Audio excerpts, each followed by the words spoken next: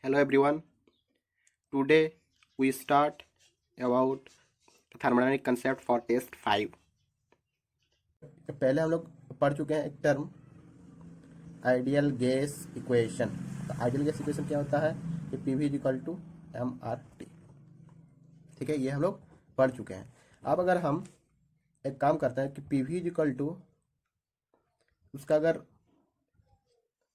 Molecular weight से अगर गुना कर देते हैं और डिवाइड कर देते हैं, ठीक है, तो क्या होगा कि एम बाय मोलिकुलर वेट, उसका मास बाय मोलिकुलर वेट हो जाएगा एन। ये है नंबर ऑफ मोल, मास पर यूनिट उसका molecular weight, into M into R, molecular weight into characteristic gas constant, ये मिला के होता है universal gas constant R dash T. तो पी वी इक्वल टू हम लोग क्या लिख सकते हैं, एन आर डैश टी। ठीक है, एन इक्वल टू क्या हो गया, मास बाय मोलिकुलर वेट और मोलिकुलर मास। ठीक है, और आर डैश इक्वल टू क्या मिल रहा है, M into R, molecular weight into characteristic gas constant. ये क्या है,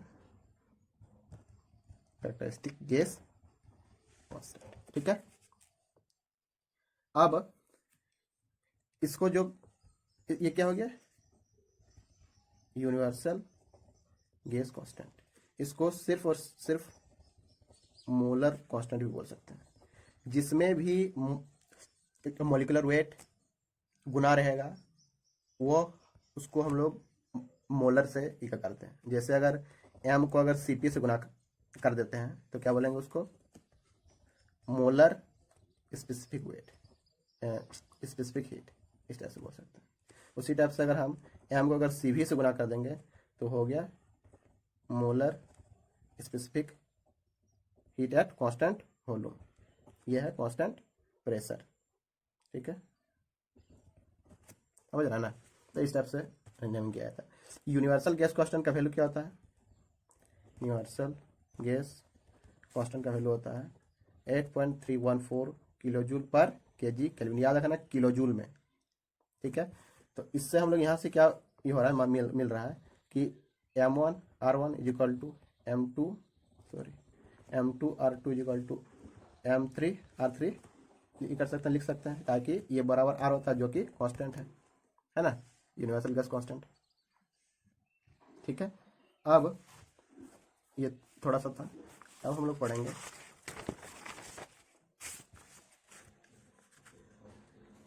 एवोगैड्रोज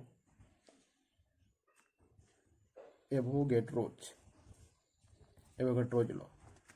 एवोगैड्रोज लॉ क्या बोलते हैं, हम लोग पहले बहुत सारे तो गैस लॉ पढ़ चुके थे, Boyle's law, Charles law, Gay Lussac law. अब हम लोग पढ़ते हैं एवोगैड्रोज लॉ। ये क्या बोलता है कि अगर ये बोलता है कि equal volume of all gases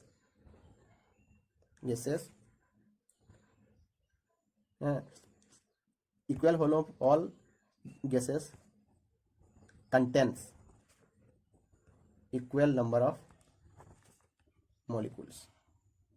मतलब अगर हम 1 मीटर क्यूब अगर O2 ले लेते हैं, 1 मीटर क्यूब अगर हम क्या N2 लेते हैं, तो इस केस में अगर हम देखेंगे कि इसमें number of molecules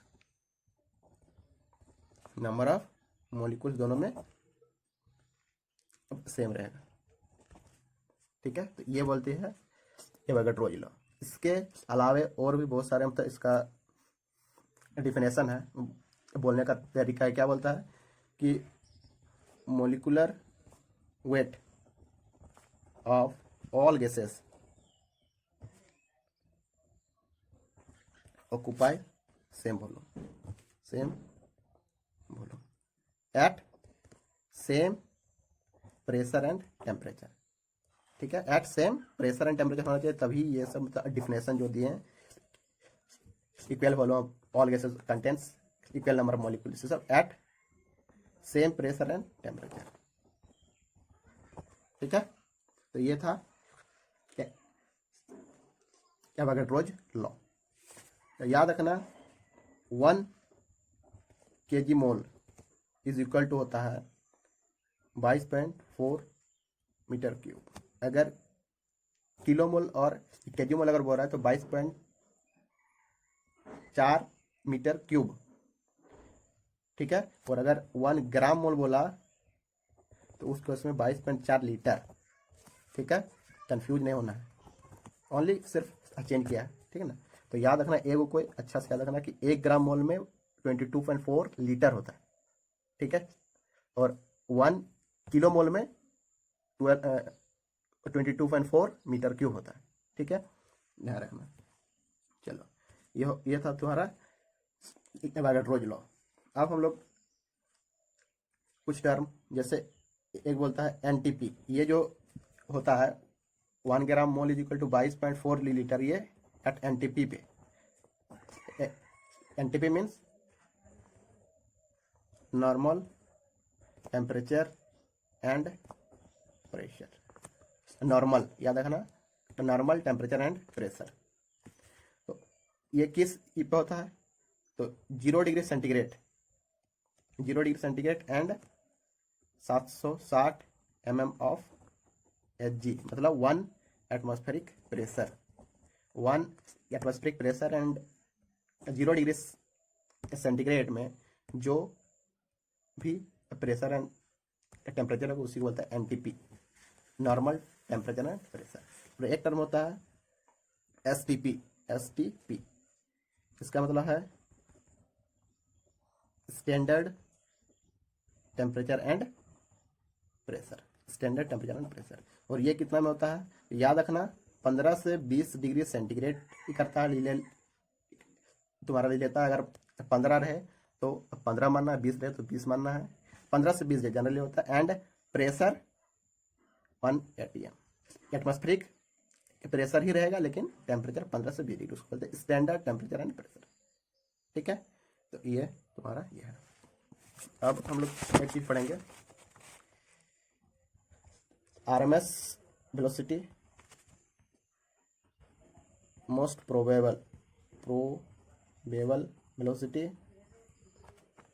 and average velocity, average velocity. तो इसमें कुछ नहीं जानना है, खाली फार्मूला थोड़ा सा ही कर लेना है, जान लेना है, क्या कि कहीं कहीं पूछ सकता है। तो आरएमएस वेलोसिटी का फार्मूला होता है √3r⁻t/m। आर डैश क्या है, यूनिवर्सल गैस कांस्टेंट, इसका वैल्यू याद होगा 81314 किलो जूल पर केजी केल्विन। टेम्परेचर ये केल्विन में, एंड एम ये क्या है, मोलिकुलर वेट, ठीक है। हर गैस का मोलिकुलर वेट याद रखेगा, ठीक है। मोस्ट प्रोबेबल वेलोसिटी ये कितना होता है, तो याद रखना 2r⁻t/m। और एवरेज वेलोसिटी का फॉर्मूला होता है √8r⁻t/m।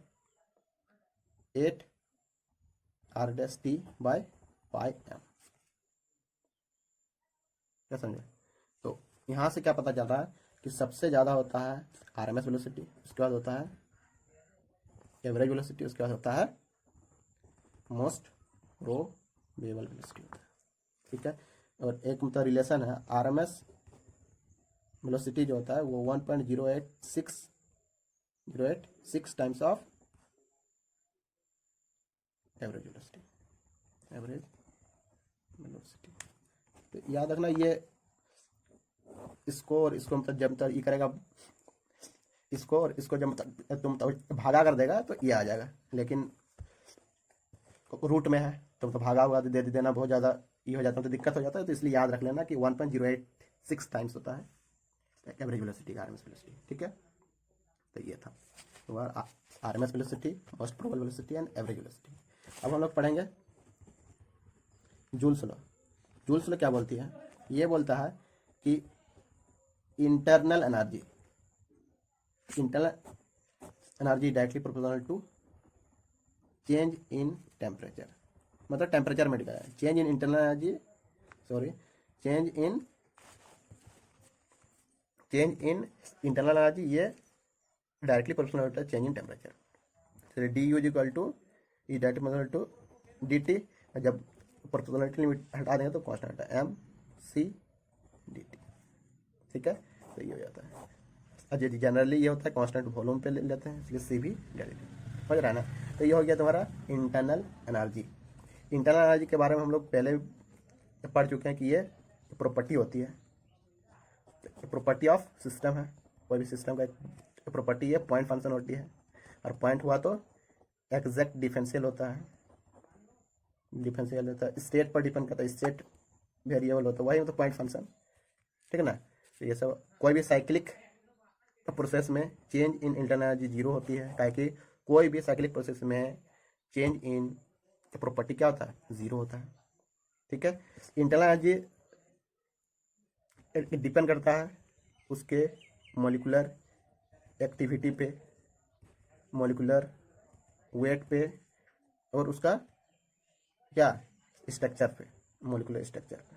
ठीक है। तो ये सब चीज़ में डिपेंड करती है। तो ये था तुम्हारा Joule's law, internal energy is directly proportional to temperature. ठीक है।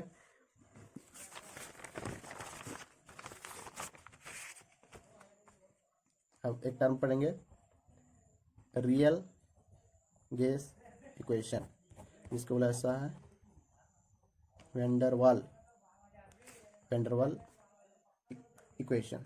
वेंडरवाल इक्वेशन ये क्या होता है, ये बोलता है P plus A by V square is equal to V minus B is equal to R T.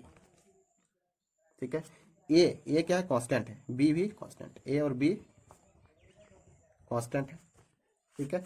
ये जो शो करता है, ये इंटर मोलिकुलर फोर्स को शो करता है, inter molecular force between the जो गैसियस मोलिकुल होगा उसमें उसका इंटर मोलिकुलर फोर्स को शो करता है। एंड बी जो दिखाता है, ये दिखाता है को वॉल्यूम। ठीक है, को वॉल्यूम। ठीक है। यहाँ पे कभी कभी पूछता है ए का यूनिट क्या होगा एंड बी का यूनिट क्या होगा, unit of A and unit of B. तो ए का यूनिट की मतलब क्या हो जाएगा, तो याद रखना ए का यूनिट हम लोग कैसे लगाएंगे, ये क्या है, प्रेशर है ना। तो प्रेशर और यहाँ पे मास है नहीं है, तो प्रेशर पर यूनिट मास में है ये, तो ये अगर प्रेशर पर यूनिट मास में है तो ये भी प्रेशर पर यूनिट मास में होगा। तो ए बाई भी स्क्वायर को हम लोग लिख सकते हैं क्या, प्रेशर का यूनिट क्या होता है, न्यूटन पर मीटर स्क्वायर, और बाय मास तो इंटू के जी है ना। इसको भी को उधर कर दो, तो ए का कितना हो जाएगा, न्यूटन इंटू वॉल्यूम है, तो वॉल्यूम का क्यूब होता है, तो क्यूब का 6 हो जाएगा, 6 बाय मीटर स्क्वायर के जी। तो यहाँ पे 2 को तुम्हारा कट जाएगा, 4 को बचेगा है ना। तो न्यूटन को फिर कर लो, चेंज कर लो, क्या होता है के जी मीटर पर सेकंड स्क्वायर। ठीक है। इंटू मीटर का पावर 4 बाय के जी काट दो, तो कितना हो गया फाइनली, मीटर का पावर 5 बाय सेकंड स्क्वायर। ठीक है। तो यूनिट क्या हो गया, मीटर का पावर 5 बाय सेकंड स्क्वायर। लेकिन कभी कभी क्या होता है कि तुम्हारा जो ये एम करना करके रख के तुम्हारा एन आर टी के टर्म में, यानी यूनिवर्सल गैस कांस्टेंट के टर्म में, तो उस हिसाब से जैसे निकालें उसी हिसाब से निकालें। यहाँ पे जो प्रेशर बाय मास इक्वेशन लिए थे, वहाँ पे क्या लेगा, प्रेशर बाय मोल। ठीक है, एन मोल, तो वहाँ से निकाल लेना। बी का क्या हो जाएगा उसी टाइप से, तो बी का क्या है कि वॉल्यूम पर यूनिट मास, तो यहाँ पे तुम लिख सकता है मीटर क्यूब पर केजी, और अगर का मोल के टर्म लिखेगा तो मीटर क्यूब पर मोल, ये हो गया इसका यूनिट। ये भी कभी कभी पूछ देता है, याद रखना ये सब थोड़ा बहुत जरूरी चीज़ है। तो ये था। अब हम लोग इसमें वो पढ़ेंगे कंप्रेसिबिलिटी फैक्टर। ये क्या होता है कि जेड, इसको नेट करते हैं, Z is equal to P V by N R T. ठीक है, यह है कंप्रेसिबिलिटी फैक्टर। अगर जेड का वैल्यू लेस देन 1 और जेड का वैल्यू ग्रेटर देन 1 हुआ, तो उस केस में उसको बोलते हैं रियल गैस। रियल गैस के लिए या तो लेस देन 1 होगा या फिर ग्रेटर देन। अगर जेड इक्वल टू 1 हो गया तो वह आइडियल गैस बन जाएगा, आइडियल गैस का। कि आइडियल गैस जो इक्वेशन होता है, पी इक्वल टू एक एनआरटी और पी इक्वल टू एमआरटी होता है। जब पी इक्वल टू एनआरटी रहे और पी इक्वल टू एमआरटी रहे, तो पी इक्वल टू एमआरटी मानना है, और अगर नहीं रहा तो एनआरटी मान सकते, कोई दिक्कत। तो ये है, ठीक है। तो ये था तुम्हारा कंप्रेसिबिलिटी फैक्टर। अब हम लोग एक न्यूमेरिकल कर लेते हैं, तो देख लेते हैं। तो ठीक है, यहीं पे बना देंगे। देखो एक numerical, an ideal gas at 27 degree centigrade heated at constant pressure. क्या बोल दिया, पी है तुम्हारा कांस्टेंट, तो प्रेशर कांस्टेंट, टेम्परेचर तुम्हारा दे लिया कितना 27 डिग्री सेंटीग्रेड। कांस्टेंट प्रेशर में जब its volume becomes 3 times what is would be the temperature. तो वॉल्यूम पहले मान लो कि V था, उसके बाद क्या हो गया 3V हो गया।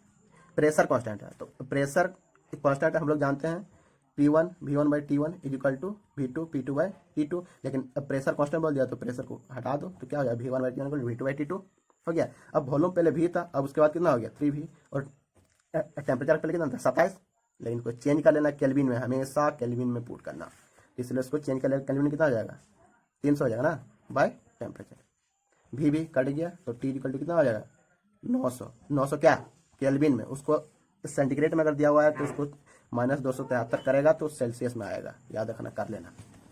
ठीक है, थैंक यू फॉर वॉचिंग।